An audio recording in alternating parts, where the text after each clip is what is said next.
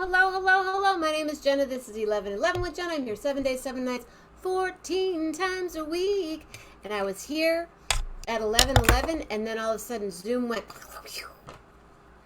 It did. It was as if it had an earthquake. Yes. But we didn't have an earthquake. There was an earthquake in Lake County last night. 2.5, 2.7. Significant when you live in a wooden house, because it kind of goes creak, creak, creak, creak, creak, creak. Checking in right now. Where's my Facebook? Why am I not seeing anything? Where did he go? Where am I? Hey, Tammy. Hi, Tammy. Hi, Tammy. Who's here? Let me lower this all the way. Tammy, William D, and, great night tonight at the Livery. Cool band. Good food. Hung out with Mama Grace and Stacy and Asher and some other friends. We had a good time. I represented Tie-Dye Patty because right now it is. I represented Tie-Dye Patty this morning, and then I changed, and then I thought, I love that shirt so much, I put it back on. And I washed the dress tonight. Can't wait to wear that. I think I have to iron it though. Are you guys good ironing people? I am not a good ironer. I'm a steamer. I can steam really well. Steam City. Iron, forget about it. But I think I wanted this.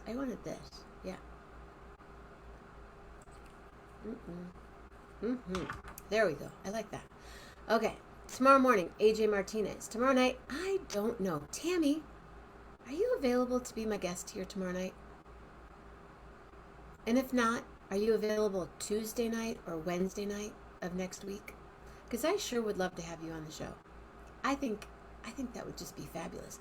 But right now, let's just not wait any longer because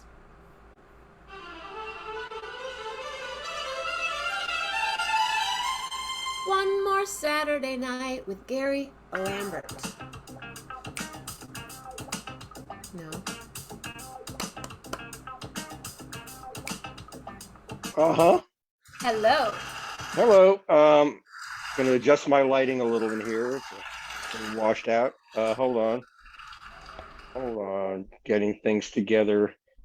Get it? And muting myself on Facebook so I'm not hearing myself seconds later. And now things seem to be ordered. Hi. Gary Lambert in the house. Mm-hmm. What's your middle name? It's Edwin, which was the name of my maternal grandfather. Edwin. So you're Gel. Gel, right. Does I need anyone some call gel. you Gel? No one's ever called me Gel. Gel. You're so shy. Oh, Tammy. Everyone said, I'm so shy. I don't know what to say on the show. And then an hour later, they're like, and then I was... That's the thing. A lion's teeth in Zimbabwe, and when I was 12, and I'm like... Yeah. 11:11 does bring people out of their shell. Many a time, Jenna and I will say, oh, we're really tired. Let's make it a short one tonight. And then an hour later, it's like we're 12:15. Well, and then... Mm-hmm. Yeah. Yep.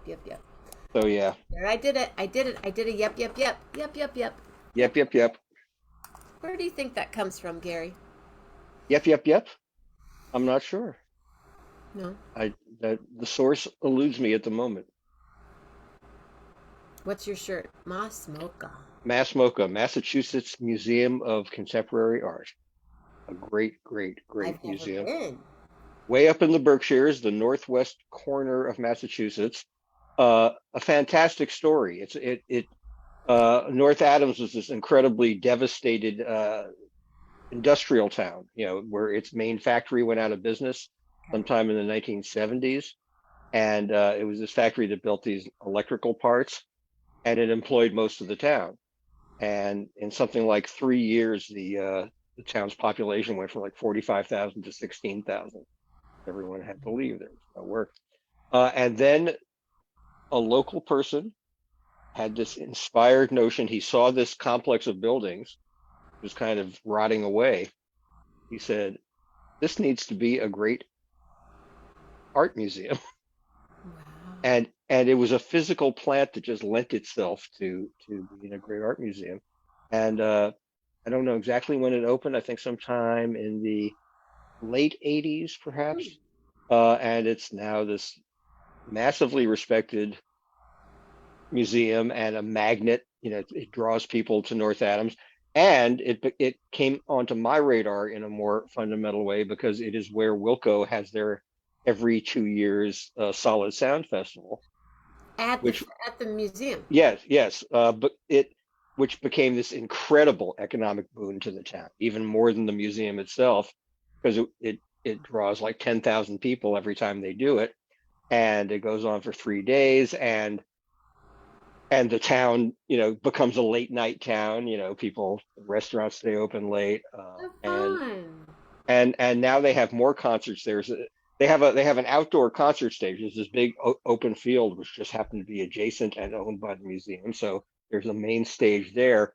And then the way these buildings are arranged at the museum, they form these natural courtyards. So they have like additional stages outside, and then they have musical events inside. There's an auditorium, and then there's also they do like pop-up musical performances within the galleries.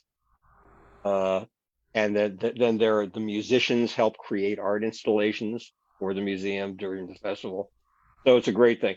If you get a chance, there's a documentary called Every Other Summer, and it's about how Wilco and this town came together to create this thing and how it helped save the town economically. And all the people who work at the festival are locals. What's the They movie called? Every Other Summer, and I know it's available on Vimeo and maybe some other streaming services. Really wonderful. So I'm a huge fan of Mass Mocha. So do you go to the festival? I have been to every one.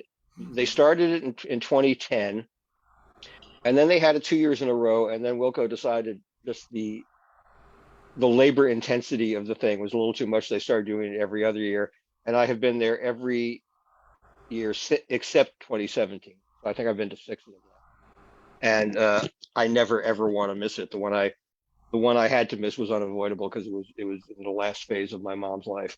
So I had to make a choice there, and mom won just barely. Mom. We love No, you, moms. well, no, I actually I tentatively had someone lined up to cover for me that weekend, and then it became non-viable. But it's 2017. yeah, yeah, it's 5 years now. 5 years this past week since Really? his mom stepped off. Yeah, at 103. 103. And we'll talk about more about mom next week. Yeah, because next week, do tell. Next week will almost certainly be my last time. I'm not on the couch tonight, but I'll try to make a point of being on the couch next Saturday. That'll probably be my last 11:11 from this house, the way the schedule is lined up now. And has the So person come over yet to check on things? yes, yeah, that has made this week very nutty. There's this whole process. I think I told you about it briefly, where this um, appraiser comes, and she doesn't come here and say, "I'll take this and this and this." She works with people from auction entities. She has clients. She's an independent appraiser, and then she says, "Oh, these clients will, She came to the house. I don't know, beginning of this past month, July 7th, I think it was. And then she says, "Okay, I'm going to talk to my people," and then she makes appointments for those people to come here and look at Oh, everything. And that happened this past week. I think it was this past Tuesday. so were they And auction people? yeah, there were two. It was really interesting. She told us the whole story, and it's kind of fascinating. One is a woman who represents and I don't know if it's a single auction house or like a little network of auction houses, but it's like a very hip downtown Manhattan one, And then Mhm. the other two were from this place up in the Hudson River Valley. Hmm. Uh, and they have very different approaches. She explained to us the people who come from the Hudson River Valley are like a married couple who've had this working partnership for a long time, and they basically do everything intuitively. They look at everything, and they talk about what they like and what they don't like, and then they sort of come to a consensus. Then they report back to the appraiser, and then the appraiser will, I think, sometime next week come back to us with what the offer is. Now, the woman from Chelsea, um, they are a much more like in the moment, Hipster. high tech. Well, not just hipster, but Oh, I also see. it's like she has like a large like staff of people, and they do the research. They dig in deep and they find out about the history and provenance of these pieces. And it's very technologically oriented, where the other two people are more intuitive. So we're going to get these two different perspectives and these two different bids, and then we decide which one to go with, or the appraiser recommends which one to go with. Um, and apparently, like they may take everything, or they may take certain pieces, or they know where the targets are, where they can put these things out there. And my parents had sufficiently eclectic taste that it sort of casts a wide net. Um, and So yeah, so I'll. Oh, and this is funny. The couch came into play, because it's a really nice. It's part of a nice little mid-century set. And so I told the appraiser. I said, those seat, seat cushions, or I mean slip covers rather, are have kind of a personal story. And I said they're not the original slip covers. My mom put those on sometime, I think, 1970s, after she had the living room redone in the early 60s. Uh, and I said, would it be okay? Would it change anything if I took those slip covers off and kept them?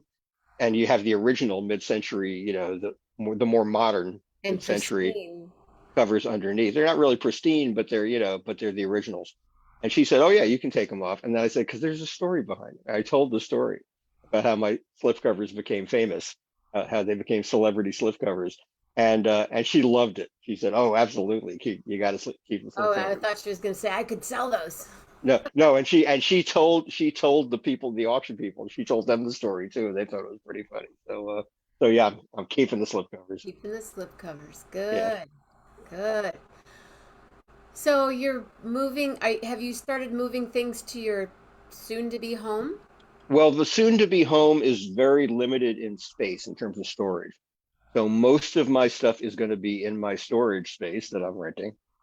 Okay. Um, and just my essentials will be close at hand, clothing and a few items, because I'm staying basically in a room in someone else's house that already has its own clutter issue. So Got it. so I'll be taking care of that. But I think when I saw you last week, I had been up there to Connecticut, And and you have goats and I met dogs. I met the goats, I met the chickens, yeah. So that's going to be pretty hilarious. And yeah, so that'll happen. I don't know exactly how fast the process is, but if the appraiser comes back sometime, he said the week of the 8th, which is a week from Monday. So whether that means that all the stuff gets taken out immediately, or if they arrange to do that, that's what happens. Then comes the contractor to do the work on the house, and then comes putting the house on the market. But I'll be out of here, when the stuff is getting hauled out is when I get out too. Got it. So Yeah. we're within a window of a week or so, a little more than a week or so. And your brother's still here? He's still here. He'll be here through the process, yeah. And he's finding a place to stay somewhere here in Queens, I think. Oh, So wow. he can be near the house, and I'll make frequent trips down from Connecticut. And are you going to stage it? Are Yeah, you? that's what happened. Yeah, the staging I think will be not really elaborate, but it'll be, you know, the main thing, the wall-to-wall carpet's going to go, and they're going to buff up the, Oh, because of wooden floors. yeah, very nice hardwood floors. Um, which I haven't seen in 50 years myself. Um, and but actually, one of the bedrooms upstairs, they just have rugs rather than carpets. So you can see the floors are in great shape. And yeah, it'll get buffed up a little bit, but not really transformed, I think is the thing. And then we'll see, what the interest is. Oh, I'm sure it'll onward, right? Onward, yeah, it's it's a big old onward. Yeah. That's Hmm. so next Saturday night, what are we going to talk Yes. about? Talk about stories, Mamie. Wait till you hear the Yeah, well, I told it once before on the show, and you wanted to do kind of a reprise and uh, a sequel or whatever you want to call it of my mom's amazing story, and my dad was also, had an incredibly eventful and in some ways very tragic earlier life. And I'll tell as much of it as we have time for. You know, it's appropriate that I'm telling it on what'll be one of my last nights. yeah. Uh, I've been kind of, we didn't know until the appraiser came, we didn't really know what the timetable was going to be.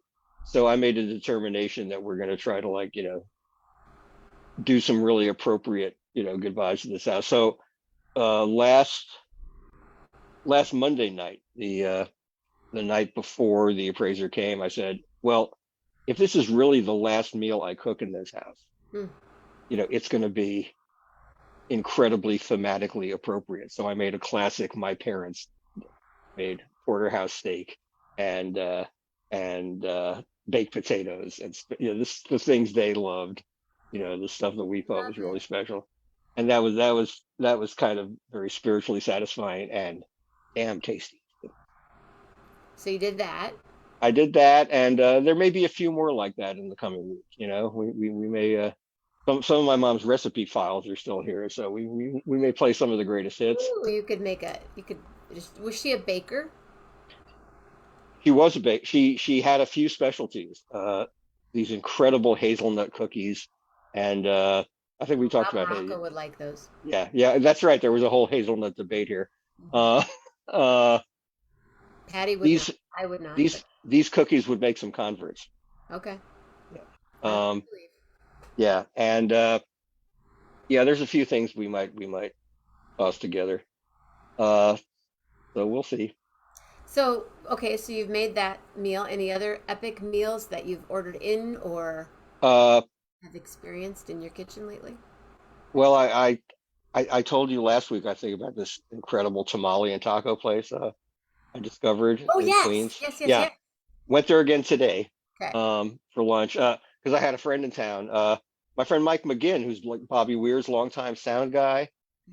He happened to be in New York for the day before flying back to the West Coast, and he had time to kill. So I said, we are going How to a fun. pl- to this place, and And we it's had a great. really that good. It's I mean, incredible.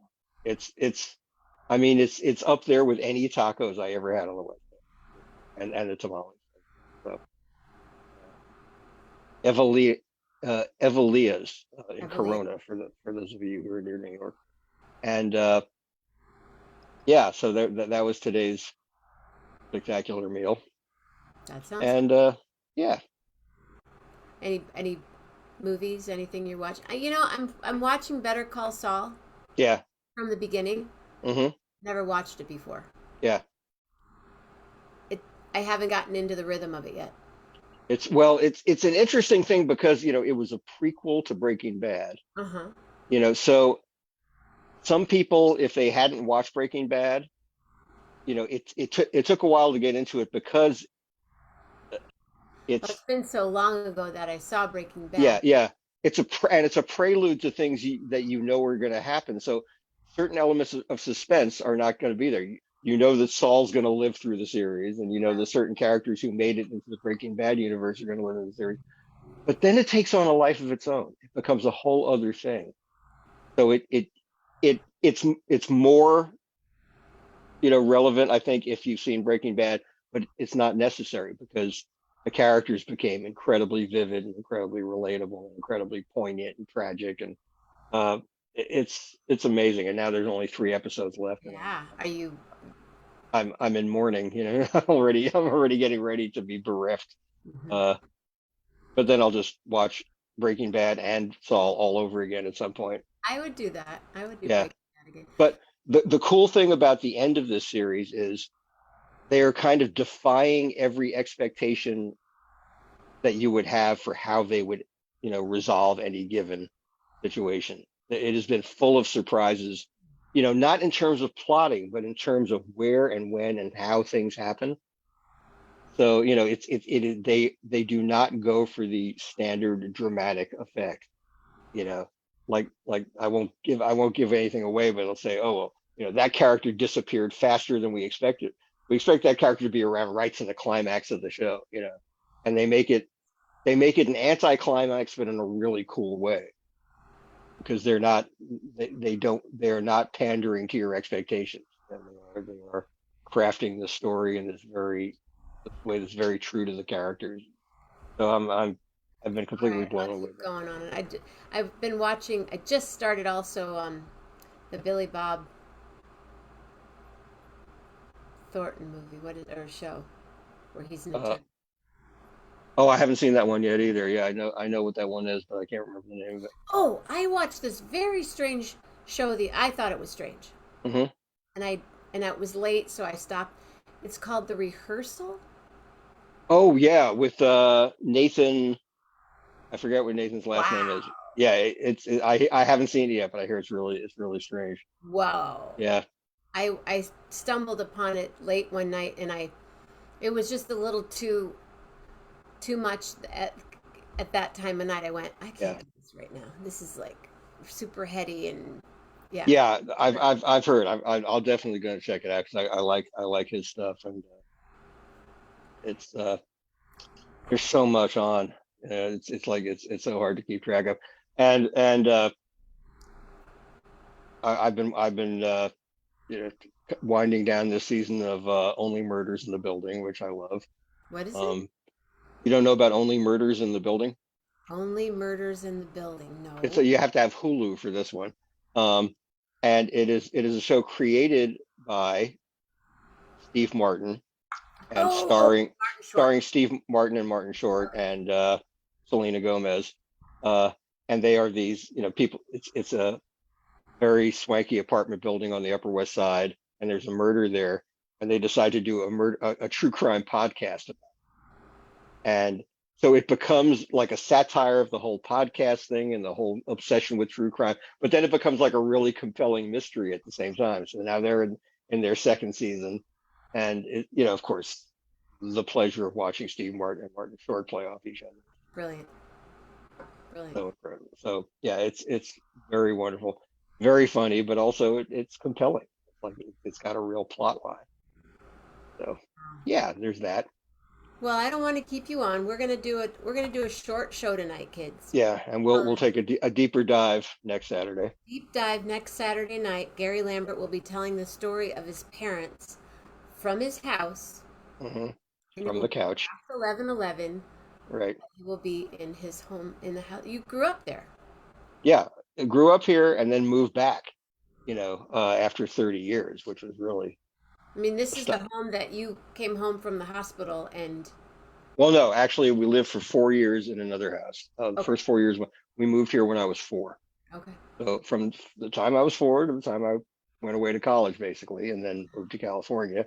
Then after 30 years in California, I came back to care for the folks, at which wound up taking some time because they stuck around. They just kept They hanging on. just they were in no hurry.